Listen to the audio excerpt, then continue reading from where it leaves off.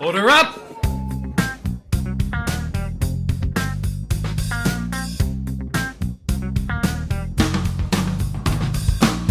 Stop! Waiting tables. Hey there, guys. Welcome, ladies and gentlemen, friends and neighbors, waiters and baristas, babysitters and personal assistants, temps, dog walkers, yoga teachers, actors, painters, singers, dancers, writers, comedians, musicians, illustrators, filmmakers, and starving artists of all kinds. Thanks for being here. I'm Alex Curtis, and this is the first ever episode of Stop Waiting Tables, the podcast where I interview creatives of all stripes who are finding ways to create their own success rather than waiting for success to come to them. So the question on the table here is, how do artists create a meaningful existence that is financially, personally, and artistically rewarding without waiting for the powers that be to come down with their magic wand and say that you've finally been discovered? So for the record, I don't know the answer. I'm waiting tables myself. I'm an actor living in New York City, and I bounce around between different odd jobs that are more or less fulfilling, and I'm not making very much money doing it. And I'm tired of it, to be totally honest. And I want to be clear, my problem isn't with waiting tables specifically. My problem is living with a placeholder, something that is unfulfilling and that you tell yourself is just for now, but that ultimately you don't have an exit strategy for, apart from just getting lucky. If you are waiting tables and you have got a really good thing going at your restaurant and you can do that and feel like it's making a genuine contribution to your life, then power to you. This podcast is about finding your way out of something that feels demeaning or that is slowly wearing down your soul, whatever that might be. So how do we take inspired action? How do we get resourceful, get scrappy, so that we don't need luck? Or how do we get smart so that if we do get a break, that then we can make the most of it and not end up right back where we started once the job is over? So these are the questions, and it's a lot to bite off. And the podcast will be a place for us to kick around ideas and to ask some questions. I'll talk to different folks about how they're doing it and what they're up against. And slowly, collectively, as we keep going after this thing, we're all going to chip away at it together. So this brings us to our very first guest. My guest today is the multi-talented Drohan Drohan. Sean is a playwright whose play Cyrano, A Love Letter to a Friendship, premiered in the 2016 New York Fringe Festival and received outstanding reviews in the New York Times, the Huffington Post, and was given 4 stars by Time Out New York. His Google spreadsheet, Texts I Want to Send My Ex, went viral this February, and that landed him a book deal, which we'll talk about. He's also an active blogger and is a podcaster himself. His podcast, Tops, Bottoms, and Side Pockets, is excellent, so go check that out. He's also an actor and a singer, a stand-up comic, and something very cool that I didn't know until this interview, a game show winner. We have a pretty deep conversation covering topics from how to live an interesting life and help others do the same to ways to only have to work 6 months out of the year. It's pretty great stuff, and I'm super excited to share it with you. Just one quick disclaimer before we get going, which is that in addition to Sean being my first interview for this podcast, he had the misfortune of being my first interview ever. So I apologize in advance for the moments where I am less than articulate. But Sean, on the other hand, is a rock star and has such great insight to share. So if you get bored with me, just skip ahead. Something great is coming, I promise. Thank you so much for listening. And without further ado, Drohan Drohan.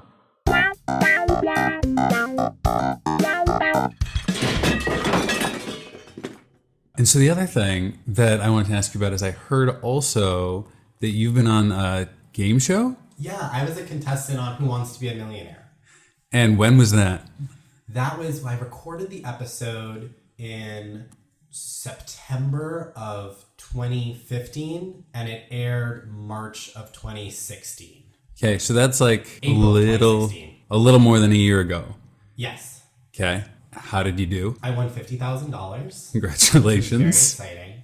There's a great story attached to that, which is that I never actually auditioned for the show. A friend of mine auditioned and took the test and went in for the screen testing and all that, and became a contestant on the show. And now they have something that where you bring a friend to help you with one of the questions. It's like the replacement for phone a friend, but now it's called +1, and it's an in-person helper. Oh. So I was her +1, and I got my question right, and as I'm walking off the set, one of the producers grabs me and says, "Do you want your own episode?" And I was like, "Yeah." And they were like, "All right, come backstage, we have some paperwork to do." And the next day, they scheduled me to record an episode the next week. So all of this happened in less than 2 weeks. So you got like discovered for like game show fame. And it was great. It took 20 minutes. And it was So then how far did you get? I mean, you told me you made $50,000, but like, is that 10 minutes of like screen time? Is that about 20 minutes of screen time? I saw the $100,000 question, missed it, but since $50,000 is the new plateau, I didn't lose any money. The $100,000 question was, what was the first country to pass gay marriage? So that hurt a little. right? Who was it? Do you know now? Yeah, it's the Netherlands. And what did you guess? I said New Zealand because New Zealand was the first country to pass suffrage, which I remember from a little Time Century in Review book that I had as a child. Okay. And so I was like, well, they're definitely like on the ball over there. But apparently they came in not first for gay marriage. Got it. So just to situate us for a second, like in terms of this podcast, you do not wait tables. Am I correct? I do not wait tables. Have you ever waited tables? I've never waited a table. That's congratulations. Thank you kindly. You've made it this far and never had to read somebody the specials of the day. No, not yet. So then what in your day-to-day making it work, what do you do then? I go on game shows. And no, I've actually not had an entirely stable work career, which is just to say that things have been changing periodically. But a big portion of what I've done since graduating is actually worked in Asia as a college consultant, which means that I help kids apply to college, basically. Yeah, I saw that on your LinkedIn, and it looks there actually like you've been doing it for 3 years, which I'd say is pretty consistent. Yeah, well, so I worked for one company on and off for 3 years, and then in that time I also worked for 2 other companies, all kind of short-term contracts that took me to China for various amounts of time, and then I would come back and I wouldn't have to work for a little bit, or I'd work remotely. That's kind of what I mean by when I say that it wasn't always 100% stable, because it was back and forth and different arrangements and different amounts of money. And Right. So how did you fall into this? well, I went to Princeton, which is obviously something that carries with it a tremendous amount of opportunity, for which I'm very grateful. But one of them is that there's a high demand for students with that kind of a specific education pedigree to mentor students in Asia who are looking to come to the United States, and ideally to gain a similar educational pedigree. So, but was there a flyer? Was there an email blast? I actually was applying for a job with the NYU Fellows in Abu Dhabi and didn't get it. This is actually a good story. And didn't get it after doing 4 interviews or something with them. And I was really cocky and I just assumed that I was going to get it because I was, amazing. And then I didn't get it. And it was obviously upsetting. And at the same time, my then boyfriend was applying to jobs in Asia because he was thinking about doing some time abroad. And I was like, that's a good idea. So I started applying to the same kinds of jobs. And without realizing it, we had been applying to almost the same companies because there aren't that many. And I received an offer, and then he very shortly received an offer from the same exact company. So there was about 72 hours where I was moving to China with my boyfriend to live and work together, and it was going to be very magical and very fantastic. And then I discovered that he had a sugar daddy who in the end he chose over me. So that's how I went to China by myself and started this illustrious career. Wow. I know that has a little twist to it, doesn't it? It does. And it took 72 hours. Yeah, there was 72 hours where I was on a path for marriage. It was it was right before when Robb Stark like almost took King's Landing. Oh, you don't watch Game of Thrones. No, I don't. But to somebody listening, hopefully that really means something. Yeah, hopefully. So can I ask, what was the like? How you made the discovery, or did they just come out and tell you That there's a sugar daddy and I'm not going with you anymore? Oh. So it was kind of tricky on my part because you may recall that Facebook Messenger used to have like sent from and then a location when you sent a message. Oh. And he told me that he was going to his parents' house that weekend, but instead it said sent from Washington, D.C. So that led me on a Scooby-Doo-like goose chase that resulted in the end to my that love affair. Wow. Yeah. So you graduate from Princeton. You decide that you want to go abroad anyway, because even if you're applying to the NYU Fellows in Abu Dhabi, that's clearly work out of the country. Yeah. So was that just for life experience that you wanted to go out of the country, or what was the motivator to look that far? Is there an opportunity there that most people don't know about? I mean, I haven't looked for a job to be like, I should go to China next. I actually think that it kind of dovetails into part of what is my artistic idea and mission and goal, which is that I make sure that I am always living a life that I find interesting. That's something that's very important to me and something that I have worked hard at, frankly. So when I looked at the opportunities that were available to me in New York, and I'm very aware of the fact that, I have opportunities that a lot of other people don't, none of them were interesting to me, which is not to say that they weren't generous, which is not to say that they weren't, that they were in any way beneath me or anything like that. But I didn't feel like my life was going to be more interesting for having done those things. And so that was when I started to kind of feel like I should be a little bit more creative about my search. Yeah. Well, that sort of explains something that I was finding in looking up, which is you've done so much. I mean, you have your blog, you've written plays, you've written articles, you have your Google spreadsheet, which, we'll come back around to, but that's was at least dubbed online as like a piece of public art. And you have your own podcast. And so the way that you've taken yourself creatively is pretty diverse. And it sounds like then the connecting thread is sort of staying interesting. Would that be... Yeah, I think you could phrase it like that. My general feeling is that the greatest piece of art that I can create is my life, and then other things come from that. I have studied playwriting, and I consider that to be my primary discipline, perhaps more broadly writing.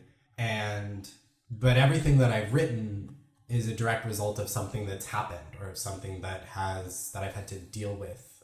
And so I have tremendous respect, and people who do this are in many ways far further in their careers than I am. But I'm not the type of person who worries about whether or not I'm writing 3 hours a day. I worry about whether or not my day will give me something to write about later. And that's very important to me. Actually, I'm a big Facebook person, and my Facebook is very important to me. It's the space where I get to kind of experiment with who I am and how that crafts itself into words and jokes and kind of this evolving, cohesive image. But all of that is kind of part and parcel and important to me. Yeah. So when you're thinking about the next life choice you'll make, in the hopes of keeping it interesting, is the question that simple of is this choice interesting to me, or is there a greater guiding principle that decides what's interesting? I mean, is it really just what you feel about it, or is there like a criteria of these are the qualities of interesting? I'm careful with the word interesting, particularly because, and I think a lot of artists experience this, interesting can be confused for random or weird. Mm-hmm. I don't do things because they're different. I don't do things because they're weird or confusing or something like that. I like to do things because they bring out some kind of new resonance, or they enrich my life in some different and exciting way. Can you give me an example? I recently shaved my head. Right now Alex is looking at my hair slowly growing back. And it was because I was having a beach day, and I planned on wearing this caftan, and I imagined the caftan with a shaved head. What's a caftan? A caftan is a robe that one might wear to the beach. That is kind of the American version. It's a derivative of a clothing item traditionally worn by women in Arabia. But it's been within the American fashion lexicon for about 100 years or so. And I saw it as kind of this blurring of a very feminine piece of clothing item with a very masculine hair choice. And it was interesting and exciting to me to be able to kind of blur those elements visually on my body and to wear them both over the course of a day. To be able to kind of glide in this flowing beach robe.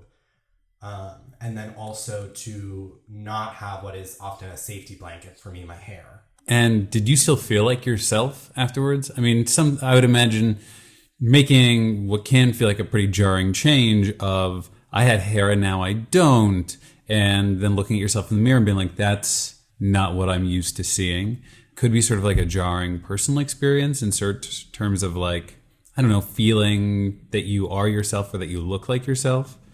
I mean, I think that there's kind of something paradoxical in the way that we are both constantly refining and defining who we are through our actions. And at the same time, the more actions we accumulate, the more we kind of realize that we're all capable of everything. And so, that's a very David Mamet way to look at character. Everything for him is about, we are just the sum of our actions. And the putting those in order creates the illusion of character. So he argues from a dramaturgical perspective that there's no such thing as a soul or a person. There is only an accumulation of events. I don't necessarily subscribe to that, but it is exciting to me to see an ever growing and ever infinite approaching accumulation of persons paradoxically kind of come to define one. And that's kind of how I see myself. And then I'm kind of speaking in all these like weird metaphysical terms, but I also think that to the people that know me well, I'm incredibly predictable and incredibly easy to describe. I think that, and those are the people that I love most and who I think love me most. Yeah. If you were to summarize how they would summarize you, what would you say? I think that the people that know me best kind of are able to maintain the cognitive dissonance that I am over the top and that I also mean something with it. They're able to kind of laugh at the absurdity and then also know that I am trying to say something. I don't know. I don't know if I have a great answer to that question. But it seems the people that make me feel most comfortable never are the ones who are so jarred by anything that I do in any way. I don't know if this is related, and I don't remember this article enough off the top of my head to like bring it into the conversation as is. But there was somewhere I saw something. It was about Shia LaBeouf as like the pinnacle of a particular philosophy, where basically everything that he does seems so outlandish and ironic, except it's all expressing something incredibly earnest and genuine. But it's something, if postmodern is doing something outlandish to prove that nothing means anything, this is something outlandish to prove actually how much it all means, even though both sort of demonstrations or like manifestations might look just as over the top. Well, to me, the great executor of the philosophy you just described is Lady Gaga, who comes of age artistically at the same time as I become an adult. Her first singles are coming out when I'm 16 and she hits the height of her career when I'm in college. Now she's kind of moving into kind of legendary legacy status as an artist. But to me, something that she taught me was that everything can mean something. And again, to kind of dovetail that into how I think of my artistic career, I make sure that there's meaning everywhere. In the same way that any good artists make sure that everything in their work means something or has some kind of a purpose or intentionality, even if it's an unintentionality that has its own meaning and purpose, I try to bring that into my life. And I think that that's in some ways also a way to shake off the what is always the tragic malaise of being an artist, which is that you're never making as much as you could. You're never doing as much as you're capable of. Very few people do ever get to make as much as they're capable of. And so I've found ways to channel that energy into other places. So how do you organize both your energy and your time into the many things that you create? I talked to Christina to just get some ideas of things to talk about. And she mentioned that very few people would understand sort of the way that you organize a day, that I think few other people would either understand or be able to do the way that you do it. Does that... Yeah, no, absolutely. The answer to how I do it is very poorly. So what is it? Like, what is this it that we're talking about here? I'm a very poor time manager, and I'm actually quite aware of the ways by which expending my energy in other ways has a way of decreasing both my practical productivity in the sense of hours of a day. I joke about how, you know, Mark Zuckerberg wears the same outfit every day so that he can use his energy making other choices. Right, avoiding decision fatigue. By the time I put together an outfit, I'm done making decisions for like the week. Like I've used up all of my energy, like picking a necklace, and then how am I supposed to write a play? But that is how I feel sometimes. Well, I mean, then you shaved your head. I mean, there was a lot happening. Out of me. I use my body like it's a coupon that's about to expire. But in terms of what an actual day looks like for me, I don't set an alarm, which means that I wake up every morning with a sense of panic that I've forgotten something. And that's around what time? Just so I can trace our hours. This morning I woke up at 6 a.m., but other days I wake up at 11 or later. It doesn't really follow. And sometimes, obviously, I have things to do. I'm like a human being. Sometimes I do have a thing to do in the morning. Right. But for the most part, I don't. That also comes from working overseas. Usually I would wake up.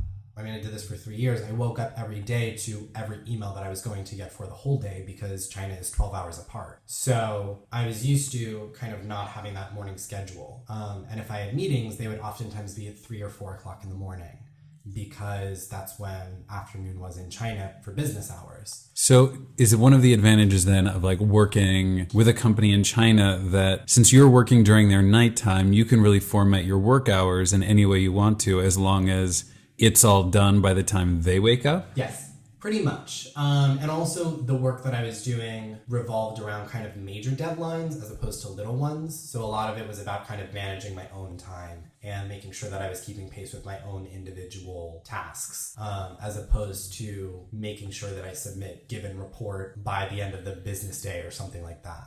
Got it. So you wake up in the morning with a sense of panic, and then what? I don't have breakfast. I've started drinking coffee because it gets me out of bed in the morning. It's like a task that I can accomplish early. I've gotten really addicted to this game called Toy Crush. Is it a phone game? Yeah, it's like Candy Crush, but with toys. So sometimes I do that in the morning.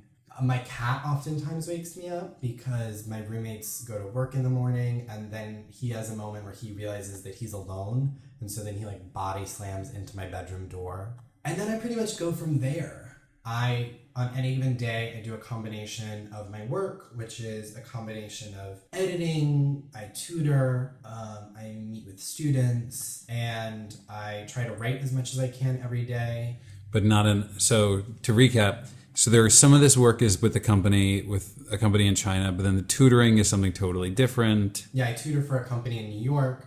And then I also have private clients. I'm actually not affiliated with any companies in China right now. That ended a few months ago. Okay. Because I didn't want to travel, though I might be traveling soon. Is that something you think will pick back up, or is that like a chapter that you've ended? I'm no longer interested in being gone for months at a time, but I've now worked long enough in the industry that I could potentially pick up shorter engagements that would be interesting to me. Okay. But so you cobble it you wake up and then you're cobbling it together between tutoring gigs that you have, which you were set up for yourself.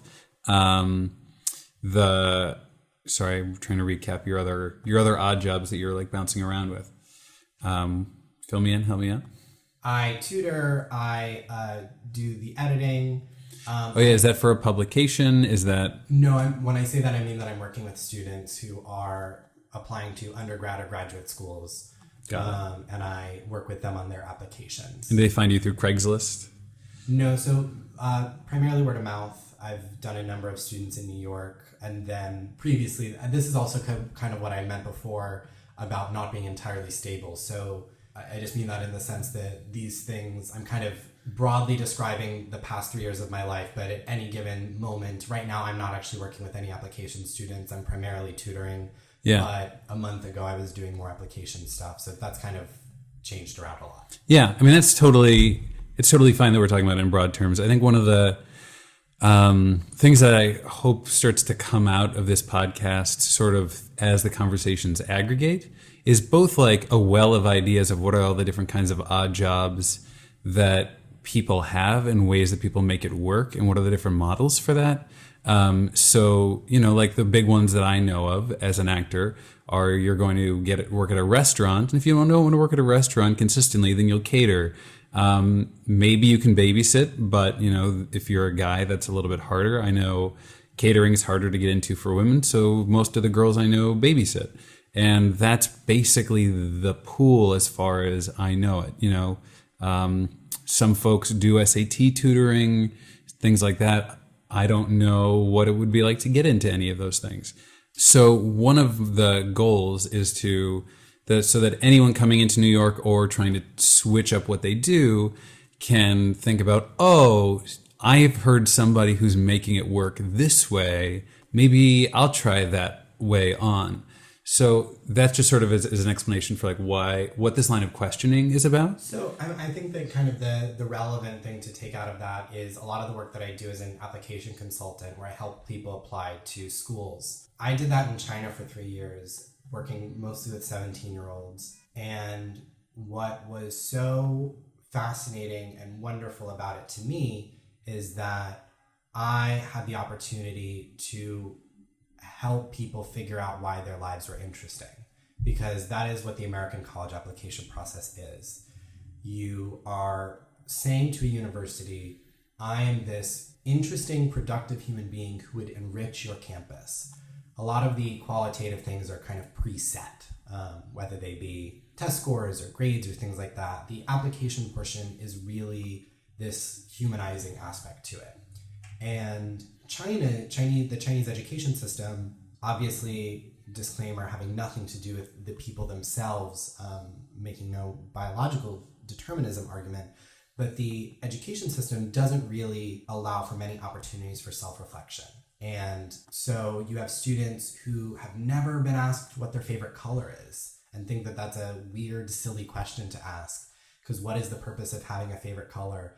And then here comes the University of Chicago asking them their favorite word and why, and please write an essay that's 650 words long about why it's your favorite word. So there is this tremendous task that they face to be a little bit melodramatic about it, quickly develop a sense of self, and one that is resonant to them, that feels good in their heart and soul, and then also one that is resonant with their experience and with their resume. And so that's what I did for 3 years. And I found so much joy in helping people figure out what their stories were. Because, to give one example, this one girl was kind of giving me the resume list of her life, where I was president of this, and I took this test, and I won this competition, and I was president of this club, but then they took the presidency away from me, and then I won this test. And then I paused her, and I was like, wait, go back. You were president of a club, and then you weren't president of the club. What was that? And she was like, well, the school took it away from me, and they gave it to someone else. And I was like, who'd they give it to? Why'd they give it to that other person? And she was like, oh, they gave it to such and such. And I knew such and such because he was also working with the same company. And I was like, what club is this? Oh, this was the business club.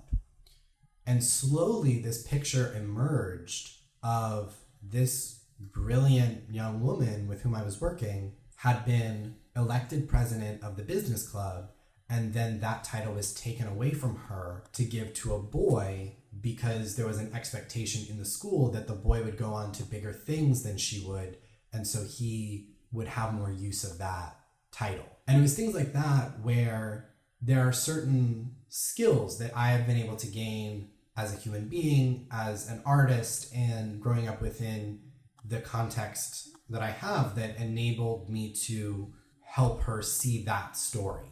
And that has been really wonderful, has been really joyous for me, because I think that as much as I want my own life to be interesting, to me, my goal and what makes me happy a lot of the times is helping other people kind of find wonder in their own lives. And that's what I see the purpose of a lot of the art that's what I see as the purpose of a lot of the art that I make. So for 3 years, I got to work with people, helping them understand why their experiences were holy and sacred. Wow. What was the art that you made during that time? I wrote about 40,000 words, and I know that because I can count, because I just kept wanting it to be long enough to start sending places. But every time I would go on a train ride, because I had to go on these like 4 and 5 hour train rides between our offices, I would write an essay about, I love writing about sex, because I don't think enough people do.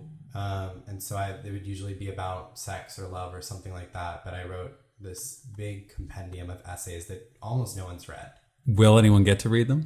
I would love to. They're, in many ways, a heavy concentration of my best stories. So it worries me, the idea of, like, I've thought of self-publishing them or something like that, but it would kind of feel like blowing a lot of what I have in one go. Putting it all in one place instead of spreading it out over... Well, just if it's not the right medium for it, I will have used up a lot of what I have in terms of the currency of my life. Yeah. Well, so I read the article... That was, by the way, a complete cop-out. I should obviously figure out something to do with these, but I'm very afraid to. What are you afraid of? Like, what happened? That you wouldn't be interesting anymore because it's all already out there, so then what else is there? Or is it One time I did a presentation in a class, and I thought that it was this very revealing, fascinating thing. And then someone else replied, someone in this was in a performance art class. And someone's note was very simply, "We get it." And that was kind of devastating to me. And I have not forgotten that note. And this is a person who has been hurtful in my life, but I always try to be one step ahead in terms of what anyone is thinking about me or saying about me. I always want to be one step ahead of it. And so it requires a certain bravery that I sometimes do and sometimes don't muster to put forward questions about yourself. Put forward questions about yourself. Can you just say that last part one more way? Because I didn't totally exactly follow you. To put forward something that you're not sure about, that you're not sure what it means, that you don't have a ready-made analysis of, that maybe you've already done before, that maybe isn't as revelatory as you think it is. So I have a friend who's a stand-up comic and a solo performer, and we were talking once, and she said that she only takes bets she knows she'll win. So if there's an offer on the table and she knows that she can kill it, she'll take it. But if there's any question about how it's going to go over, she doesn't. Is that sort of a similar thing? Yeah, absolutely. And I think there are some people who are better and worse at that kind of analysis, such that it can seem like they're taking risks. Every time I make a chlamydia joke, someone thinks that I'm very ballsy, and I'm like, no. I'm good enough at knowing what's funny to know whether or not this joke will land. And obviously that doesn't mean that sometimes I haven't made bad jokes. I haven't put forward things that aren't good, but I do sometimes kind of fake bravery, I think. Well, you've done, thinking about some of the work that you have done a really good job of presenting your experience with a little spin, getting the reaction not of "we get it" in a dismissive way, but we get it in terms of really spot on. Or we're all in this joke together. Yeah, so let's take that as a segue to talk a little bit about Cyrano, Love Letter to a Friendship. I have one of your reviews here. Oh, wow. Yeah, I'm that prepared. As both an actor and a playwright, Drohan is a thrilling find. His performance is nakedly brave, sometimes literally, and the truths he exposes are moving and unsettling. Like the Cyrano he created, he has a strong voice of his own. The truths he exposes are moving and unsettling. And another review I read had a pretty similar sentiment in terms of that you were, with that play, calling something really identifiable out that seemed to resonate. What was that? Or what inspired you to make that piece? One of my best friends, we have a very wonderful, very loving friendship.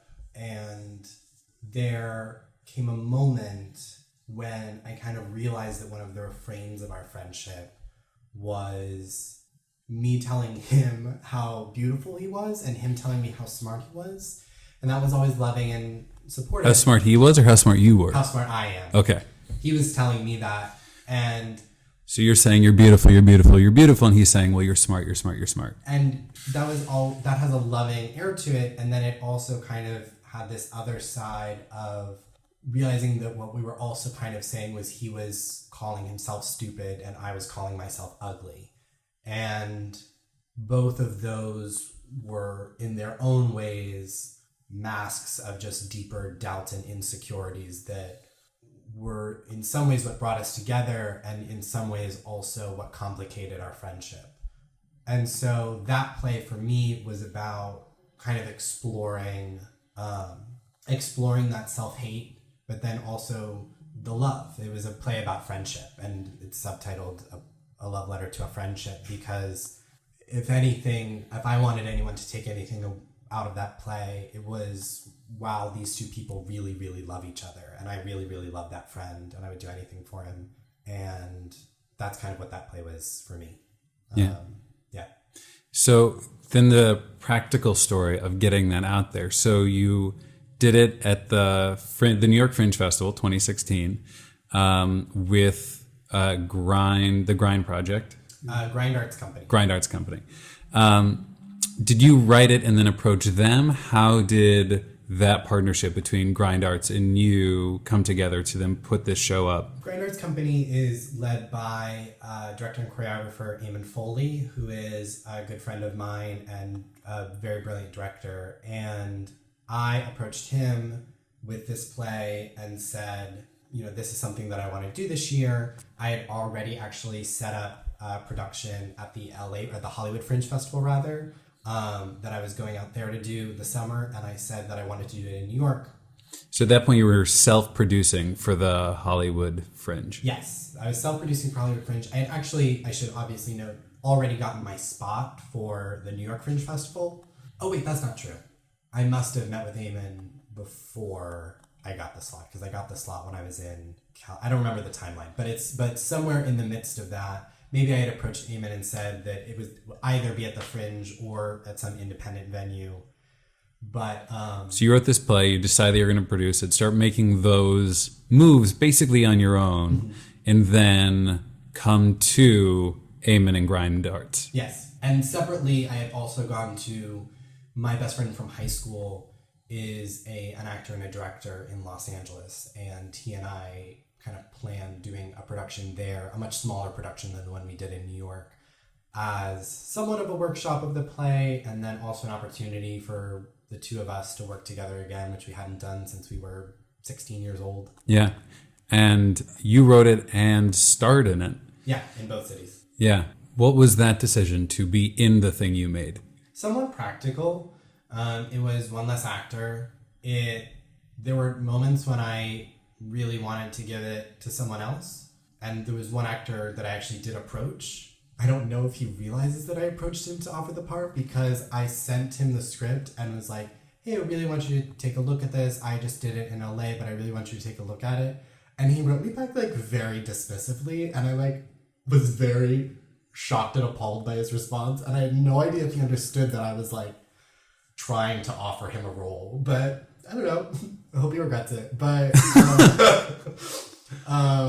it was partly practical. It was also that in some ways kind of lifting the obvious veil that I had written a play about my own experience, which is kind of a thin veil that many playwrights put on their work. And I was just pretty open about it. This is a play about me and my problems. Right. But the difference between this and like your 40,000 words was this is still your experience then siphoned through a Cyrano adaptation. Yes. Versus just I wrote down these essays, which are my experience, basically just delivered as my experience. Yeah, the Cyrano aspect out of it came out of a conversation that I had with my roommate. I had hidden my rent in his bookshelf and told him it was in my favorite play on his bookshelf, and it was in Cyrano. And I was like, yeah, I'd love to play Cyrano one day. And he was like, would you ever do a gay Cyrano? And I was like, no, it's a stupid idea. And then it just started gestating, and it kind of fell in with a lot of these themes that I had been thinking about, and that's how it turned into that framework. But I also think that that's part of just living thoughtfully, whether or not you call it Cyrano. And I even think calling it Cyrano was for me a way of acknowledging that thin veil of like, well, we're all living within some conception of plot and narrative, whether or not we give name to it, whether or not it looks like something that has a Wikipedia page. We're all living some narrative that's evolving and yet pre-prescribed. Like we're like none of our stories are unique. We're like our life is ours, but also will generally follow some template that has existed before. Well, it's like words. Every time you use a word, you change the meaning of that word. And that is not a new concept, but it, I think, reflects the way by which borrowing is a form of adaptation.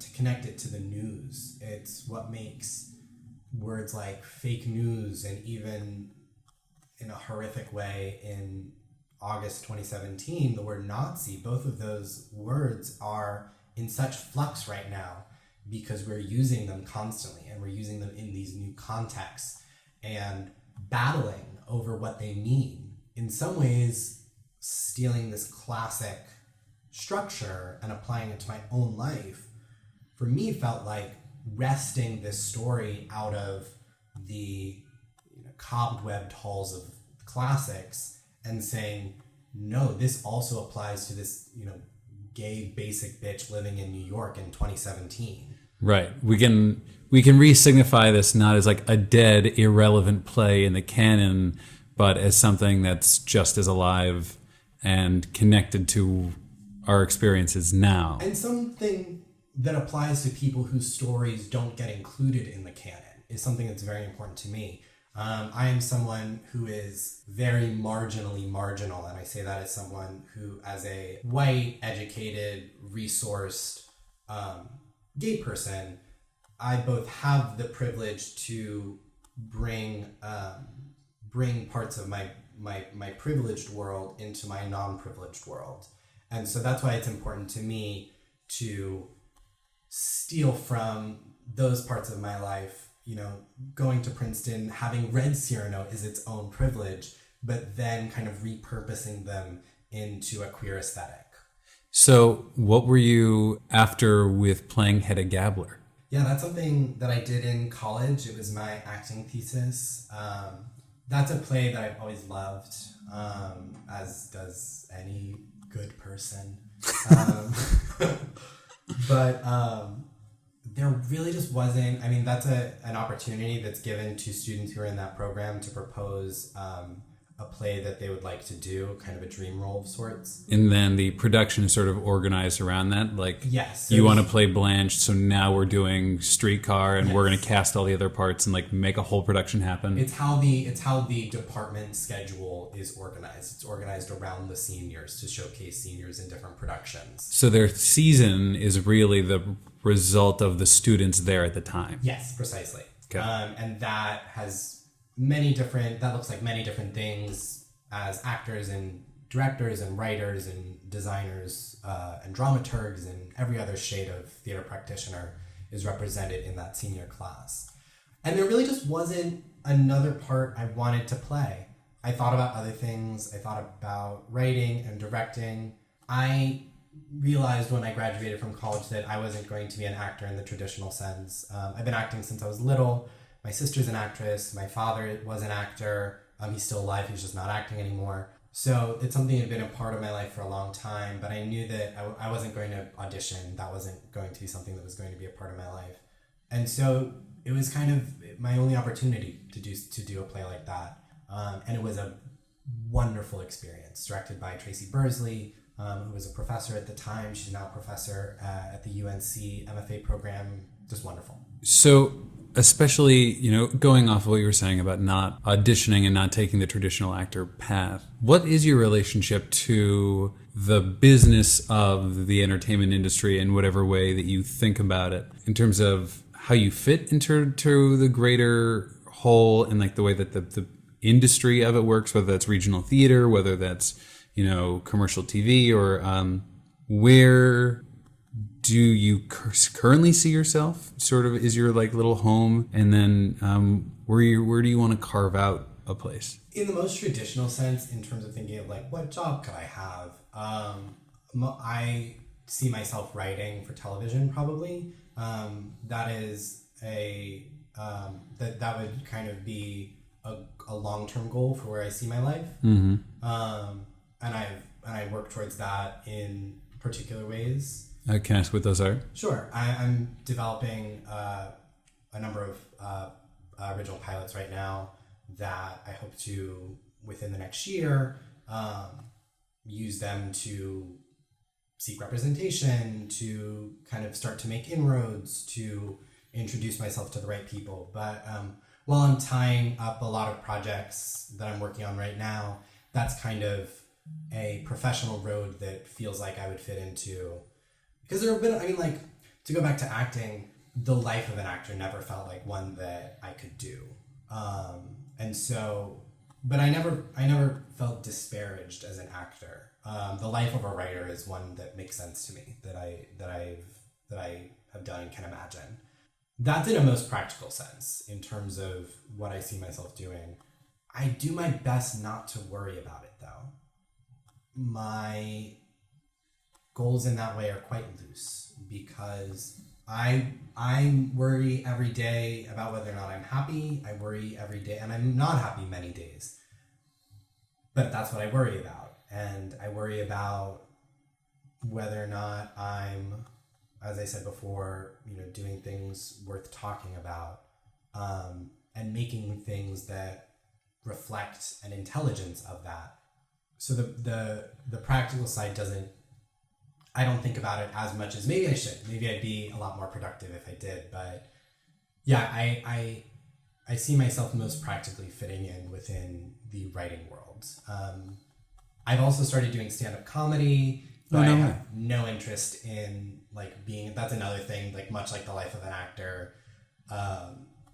I meet people backstage and they're like, yeah, I'm doing 7 shows tonight.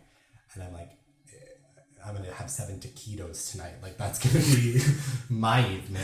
I'm going to do this once tonight.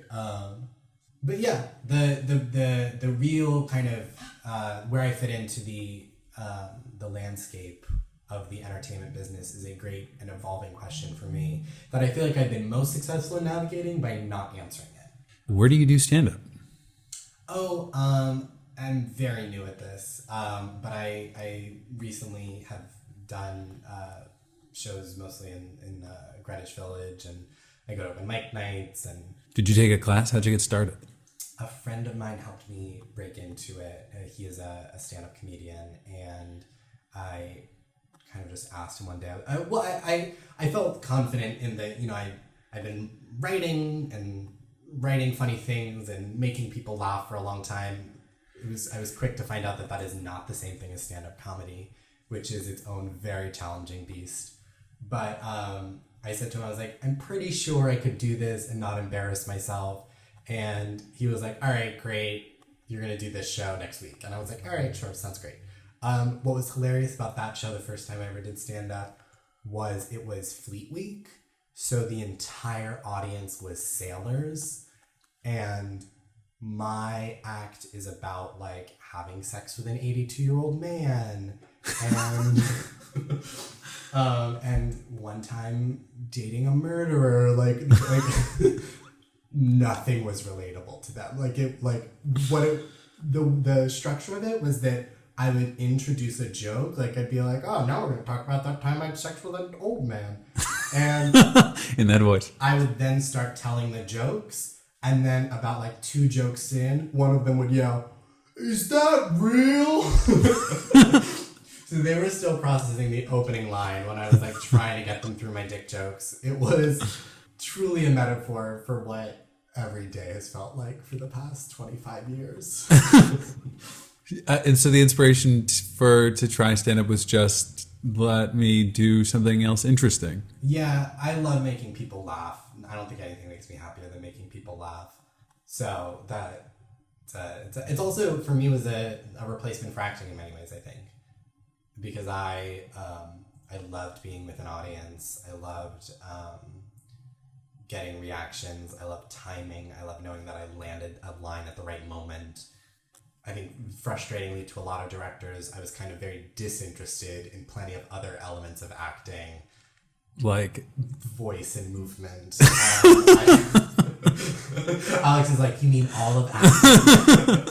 I was like, give me a text and let me play. And there were certain roles where that was really fun. And that's why Hedda Gabler was an amazing role for me to do, to go back to that, just because it was something where I kind of had to use parts of me that were not my strongest suit. But once we figured those out, then I could get those Hedda zingers in, because then Ibsen knew a one-liner. Sure.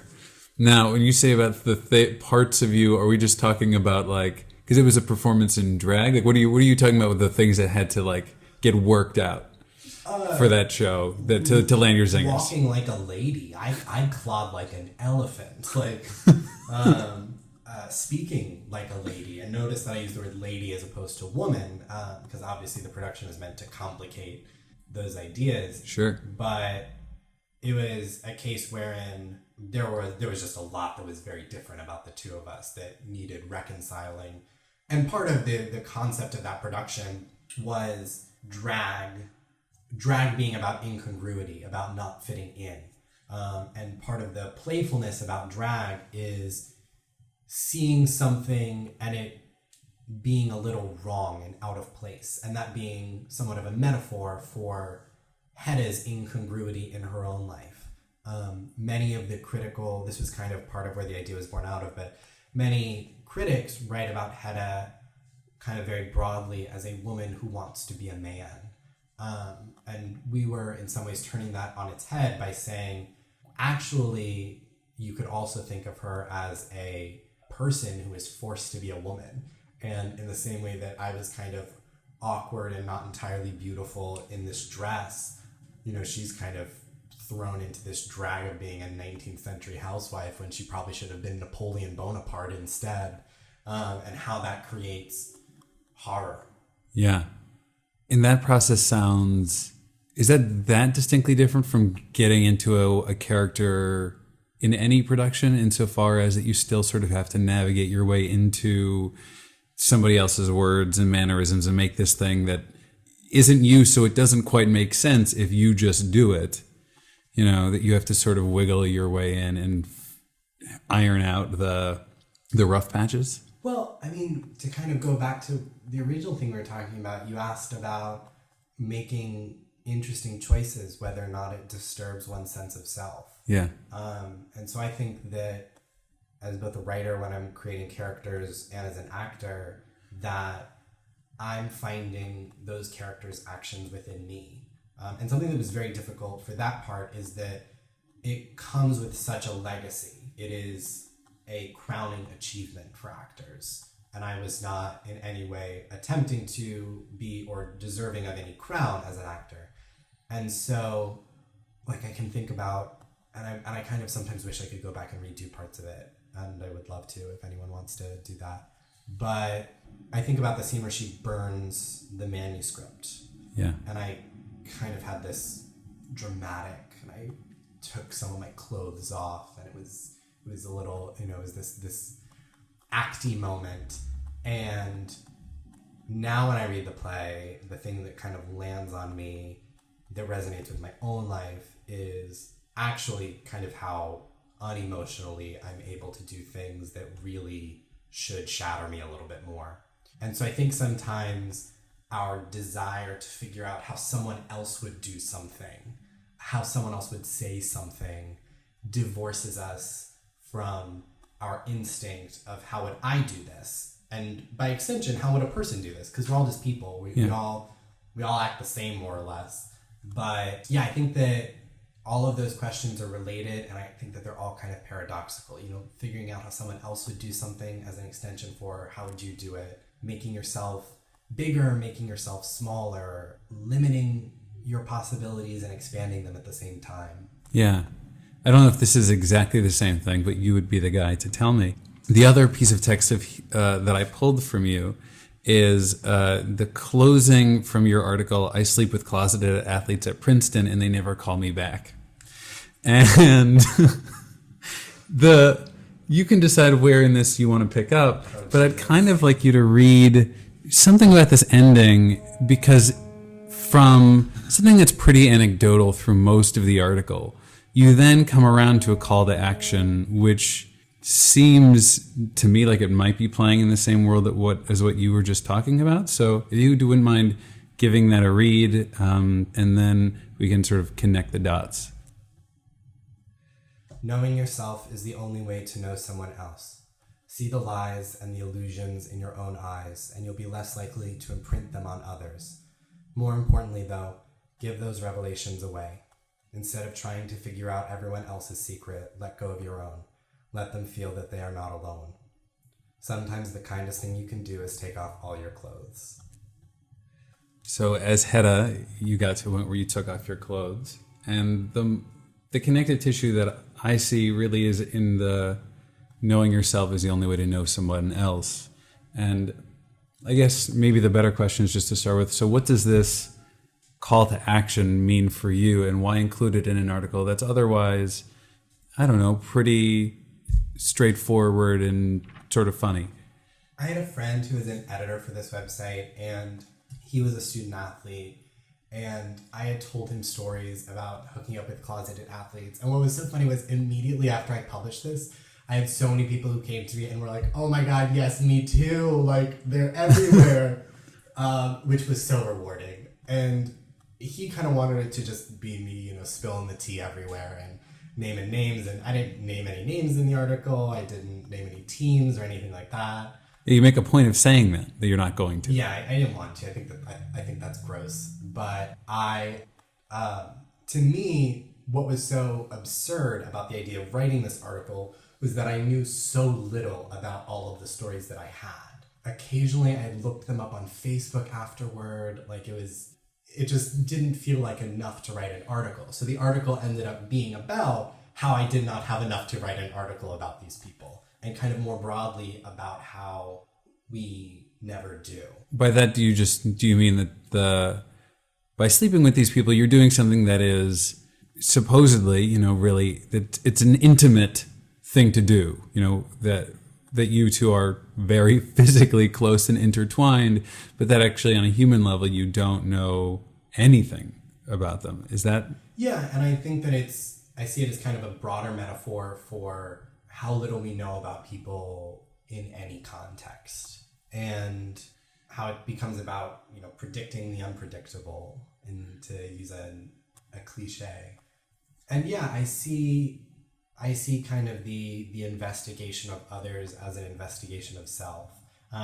This is very in line to kind of provide a little bit of a critical lens, very comparable to what Jerzy Grotowski says when he talks about the actor mining themselves for truth and then presenting it at the altar in a holy communion between actor and audience, such that the audience can have those same demons kind of pulled out of them. He uses the actor as an example for that excavation of self is, I think, the phrase that he uses in Towards a Poor Theater. And so, yeah, I see my mining of self as being a large part of what I do, and why it's important to me to bring it into everything that I do. Why it's important to me to have dinner thoughtfully, to consider in every action that I make, how is this a resonance of myself and of my life, and by extension of people and of life. And that's, I think, part of why I've had so much fun making all these different things, because it's really all the same thing. Is that tiring? The only sorry, say it again. Yes, very. Creative, almost technical nugget that I took from that I really like is the way to connect with other people is always to keep going into yourself, and then that makes reflection an incredible service. I think that it also allows other people, and I think that this is really kind of part of what that article was getting into, is that being open with yourself and reflective about yourself gives other people the permission to do the same. I have a friend who has a really wonderful metaphor where he says that it's like everyone's in a room together and we all have a gun pointed at each other, and nobody can put their gun down because everyone else has a gun up. But if one person puts a gun down, they're taking a risk, but they're also beginning the process by which the room can entirely put its gun down. And I have tried very hard to put my gun down in such a way that other people can feel happy and comfortable putting theirs down. So what inspired you to create your spreadsheet? This is such garbage. It's so hilarious. I was sitting with my friend Julia, and I had this thought where I was trying to write a joke for Valentine's Day. It was Valentine's Day 2017. And I was just thinking about like messages that I, in my mind, wanted to send ex-boyfriends and lovers. And I was like, I should just make a spreadsheet of it. And this kind of joke is bubbling up in my head. And so then I just made a spreadsheet called Texts I Want to Send My Ex. And I showed it to her and I was like, is this funny? And she was like, yeah, it's funny. And then I was like, okay, I'll post it. If I don't get any responses in 10 minutes, I'll take it down. Now, where did you post it? I posted it to my Facebook, my private, I'm not a celebrity Facebook. Okay. And how many thousand friends do you have? Just to like, what kind of an audience are we hitting maybe? Like 2,000. Like normal human. Yeah, normal human who like cares about social media. Okay. And I posted it, and maybe 20 minutes later, I had, likes and shares on it. But like, it was obviously popular, but it wasn't like viral, crazy or anything like that. And within an hour, I had maybe 100 people had added to this spreadsheet, which was a Google spreadsheet, standard office attire, publicly edited, posted it to my Facebook, which is, by the way, public. And within 12 hours, I got a Facebook message from someone at Refinery 29, which is an internet publication, asking if they could write a little article about it and do a quick interview with me. It was Valentine's Day. I was literally like on my way to my boyfriend's apartment to like have Valentine's Day. And I was like, yeah, sure, of course. And they wrote an article that night. And then when I woke up in the morning, Cosmo, Teen Vogue, Time, New York Magazine, a few days later, the Washington Post, like everyone had written about it. And I hope that it's clear I've done a lot of things trying to be famous. This was not one of them. It's one of those things where, the things that you are trying to get famous for don't necessarily, it seems that fame isn't one of those things that you can architect because you have no idea what's going to hit. And this is now the number one thing that comes up when you Google me. And I could be off base because I didn't find any of this information myself, but I heard you had a book deal out of this? Yeah, I got contacted by a publisher shortly thereafter, and there's going to be a book in 2018. So it's a book of things people have written. So it's more of it's like a compendium? Yeah, it's it's kind of like the type of thing you would buy at Urban Outfitters or something like that. Right. Yeah, there's going to be a book published in Germany. The Germans were really into it. The Germans were really good at it too. They were... Is it international? Are people joining this from all over? I think something like 15 languages are represented on it. Thousands and thousands of messages. I think upwards of 10,000 messages now. And a lot of them have been archived because sometimes vandals come in and delete everything. But I do a pretty good job of archiving things, but I think that my collection is upwards of 10,000 messages from people all around the world. I mean, there was one of my very, very good friends is from Croatia, and I sent him a little picture of one that just said, "I love you" in Croatian. And he was like, "You're kidding me. I can't believe this made it to Croatia." And I was like, "It did, apparently." Unless there's some like Croatian in Nebraska adding to it. But yeah, that was a very fascinating thing that happened. And it was really wonderful. I still get emails about it almost every day. People emailing me, thanking me for making it, saying that it made them feel connected, and people have really enjoyed looking at all the messages and feeling kind of a little bit less alone. Yeah, I didn't pull this quote, so maybe you can summarize it for me. But there was something about how it gave people a forum, sort of in the putting down their gun analogy, to express something that they would never get to otherwise, and that even if it doesn't hit if it never gets seen by the target audience, their X, it still is a way to be visible and to see other people saying what you would want to. Yeah, I think that that's a really good way to put it. It's your way to put it. I just summarized. Go me. But yeah, I think that people kind of oftentimes are, not given an opportunity to say the things that they want to say, and sometimes it's because they wouldn't really help anyone else. But for me, it was an opportunity for people to kind of talk to themselves, but talk to themselves in a way where they felt heard, and valid, putting those thoughts down so cohesively. Whereas kind of when you talk to yourself, it feels more fluid and amorphous, and you never really come to a thesis statement.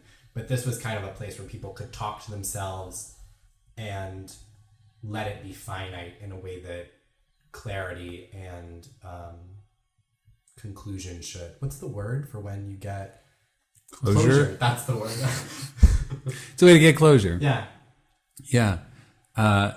It's cool is in tying some of the, even with the college application help, and then this message board, and then the work of presenting yourself to connect to others. Is there seems to be sort of an overarching mission in your work to give other people permission to lower their guns, for other people to see themselves as special, as having a valuable experience. Yeah, that would be an incredible thing to work toward, I think, in my life. Yeah. What's next? I know that you have this podcast. Yeah, that's what I'm working on right now. Kind of a smaller project, but there's this book that I found when I was a freshman in college, just on the OpenStax in the library.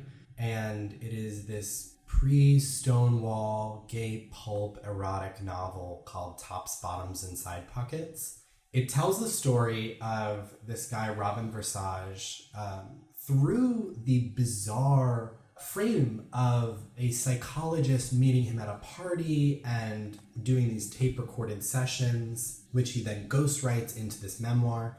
But it tells the story of this guy, Robin, who goes from 15 to 32, I think, over the course of the book. And all of his experiences from, and this isn't any spoiler because it's literally the first sentence of the book, he starts off when he was 15 having this weird relationship with the janitor in his building who was 35, and then through his entire adult life living as a gay man in pre-Stonewall Washington and then California. But so the podcast is myself and two friends reading the book and discussing it. It's very similar to anyone who's listened to My Dad Wrote a Porno. In that regard, though the slant of the podcasts are very different, but in form they're quite similar. And how does this fit into the mission that we just sort of covered? I hadn't thought about this before, but we use the book as kind of a starting place to talk about our own lives and our own stories. And what we've been kind of describing as my mission, in this I see as that role is being done by the book. because the book is so honest that it gives us kind of a pathway to talk about certain things and an opportunity to. And that's been really joyous for us. You talked a little bit earlier about the things that you're worried about on a daily basis. What are some of the things that what are some of your touchstones or pick-me-ups? So, you're having a low day, you're not creating as much as you'd want this day. I don't know, what are the things that when the grind's getting to you, this is a way to sort of pull your head above water? Clothes are important to me in that regard, and I don't mean in any fancy fashion way, but what I wear on a given day is oftentimes how I expend that extra energy. Music as well. I sing, and that's another opportunity for me to kind of expend that extra energy, and I don't view either of those as being unproductive in the context of thinking about my life as the work. But yeah, those are the things that really kind of pick me up. My Facebook too, to be honest with you. Being able to write that one joke a day brings me a lot of joy. Is that a goal? One joke a day? Not specifically, but it tends to be about that. I try to not post too many times a day, but sometimes I think I haven't posted in a couple of days, and then my mind starts thinking about a joke. So your Facebook statuses have to be funny? They have to be good. What is good if not funny? I think funny just means revealing. Humor is the release of tension, and so truth tends to be funny. My favorite Facebook statuses are the ones where you could either haha them or sad them. Circling back around to your pilot script, how much time are you putting into that? How much focus is that getting right now? It's my main writing project right now, which does not mean that it's getting the number of hours that it should, but I tend to work on things as they inspire me. I actually just finished a new draft. I wrote what I think is the funniest scene I've ever written. Congratulations. So I'm very proud of that. But yeah, I tend to work on things which usually leads to great periods of productivity and then some stagnation, which normally reflects a bit of a stagnation in myself. And then you have to do something interesting again. Yeah, then I got to find something exciting. Do you have a guide for that, or just you start looking? I think it's just about listening to yourself, knowing that you like something and believing that you like something. And so that to me is how I think about doing something that's interesting. You just have to believe yourself. If some part of you says that you like this thing, you have to believe it and ask yourself why, because probably other people like it too. That's my final answer. You just won $50,000. What happened to that money, by the way? I still have most of it. I haven't worked as much this year as I should have, so I've sent some of it this year. Some of it went into producing the play.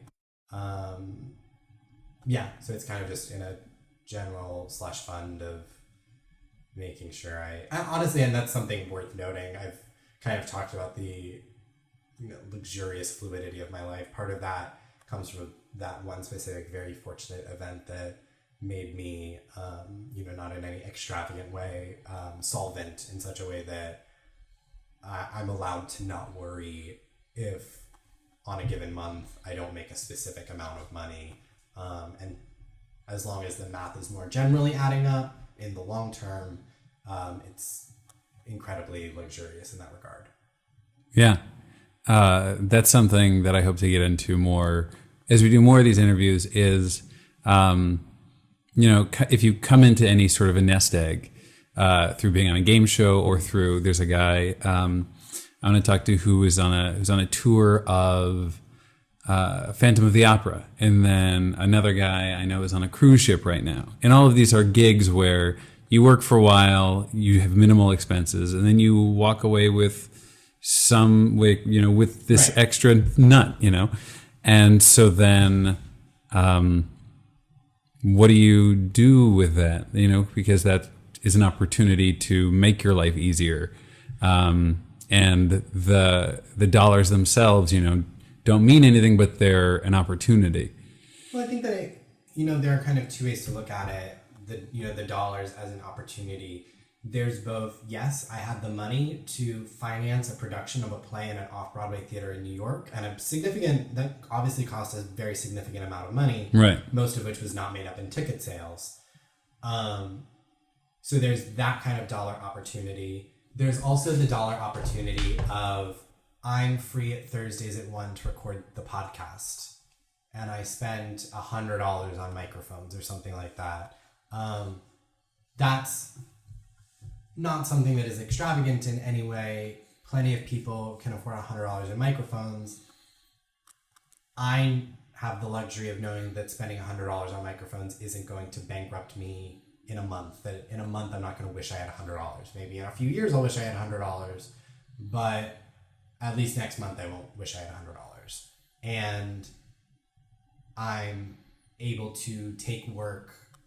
I'm able to have a job where sometimes I don't make enough money in a given week because it'll all come out in the wash, and that allows me to be free on Thursday afternoons to record my podcast. Right. So money is both the things you can create with it. So there's that self-producing life, which worked for me in one instance, and a lot of people find a lot of joy in. And then there's also money as freedom to kind of invest. I also think, and this is something that I think is so important for artists, is you have to live okay. If you are unhappy, you can't make anything. There's this myth of the starving artist, I think. I've never seen someone who's starving do great at a dance call.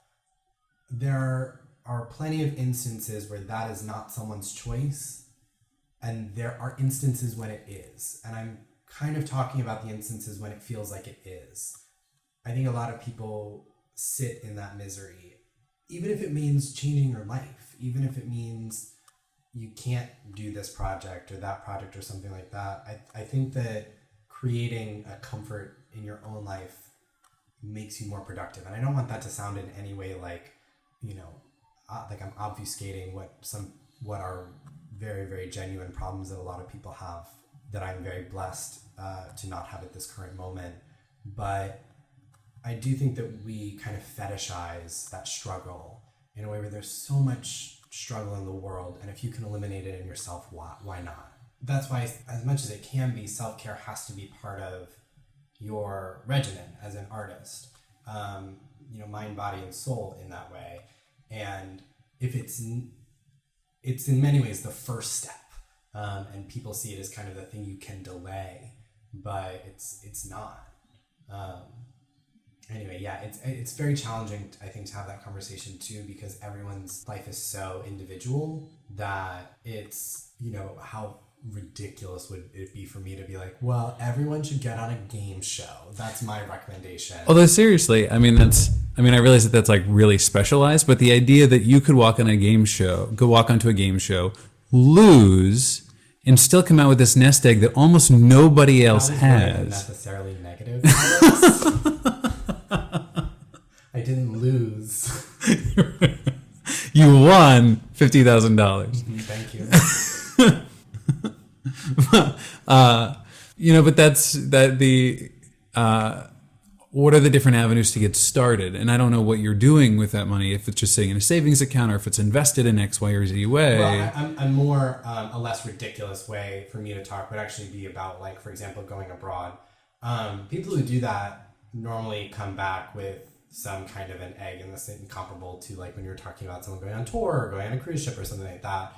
It is an avenue where you save money. And my original plan, and what happened, I went to China for a year, and then I had enough money to settle in New York, wherein I could, make the impossible first payment of like when you move into an apartment, it's like first, last, security, deposit, and like 7 buckets of gold. Like, right. You need to move into a New York apartment.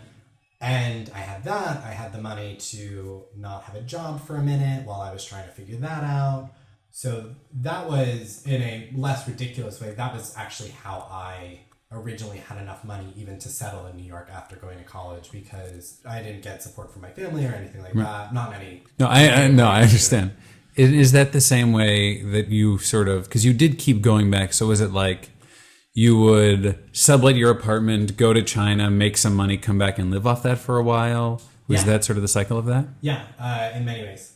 So then how months abroad equaled about how many months living at home? Kind of impossible to say, because sometimes even when I was back home, I was doing the same job, but then I was paying for an apartment. Right. I probably worked maybe between like 60 and 75% of 2016. And during that time, I had a full-time job. So probably between like a quarter to a third of 2016, I had no job.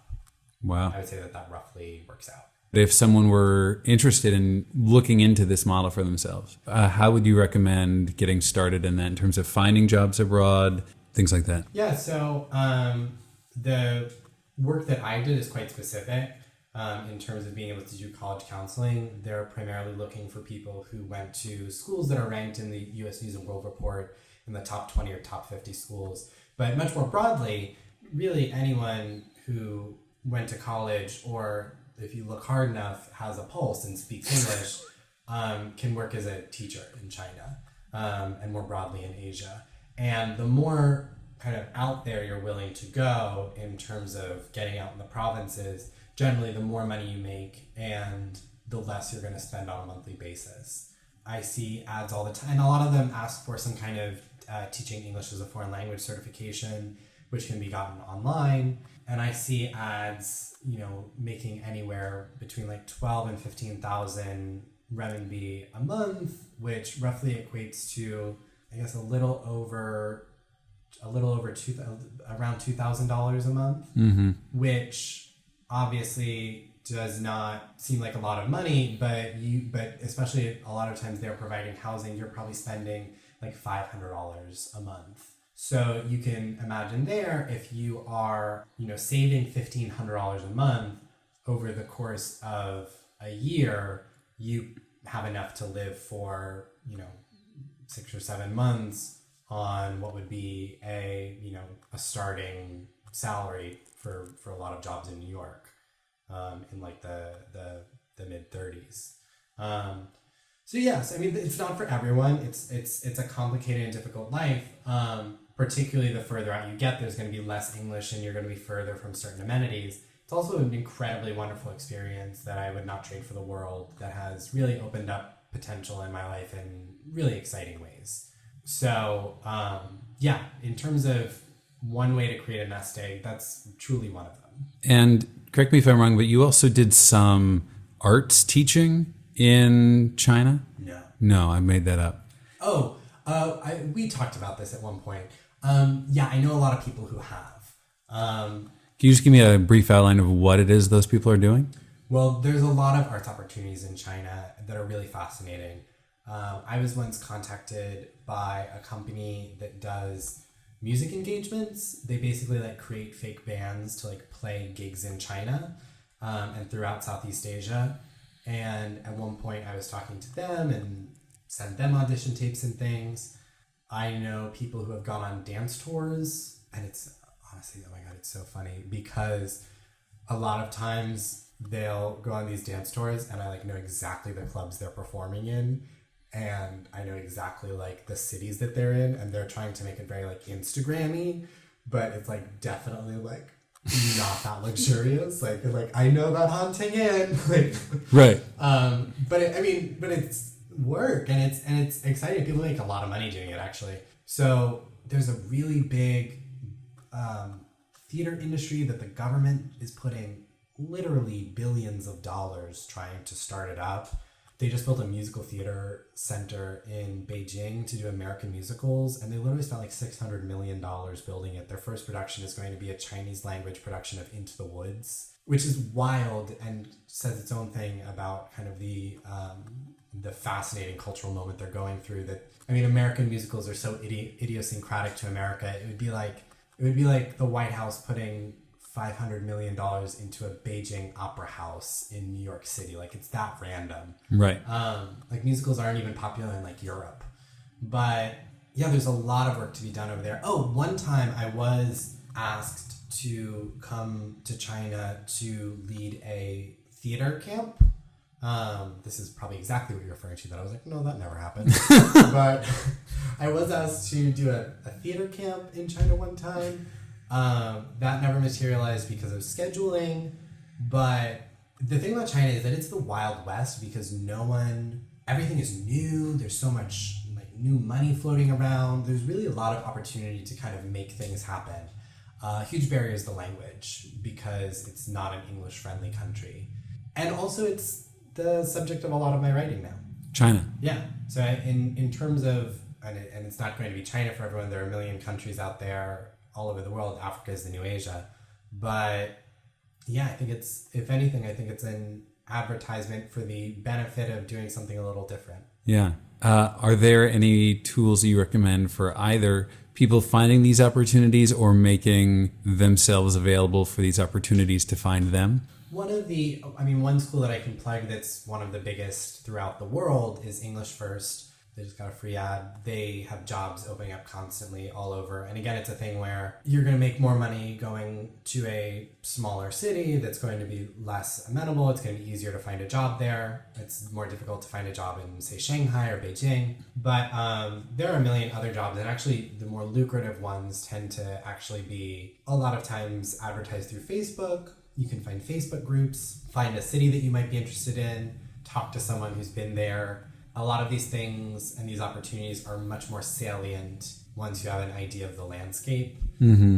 One thing that I will say is that one of the ways by which I think Americans and probably more broadly Westerners evaluate an opportunity is, just saying like whether or not it looks legit. That is really not the case when you're dealing with people over there, because I have received contracts with illegible English in them. Like, so many things don't look legit because they really are. It feels like a startup nation of 1.6 billion people.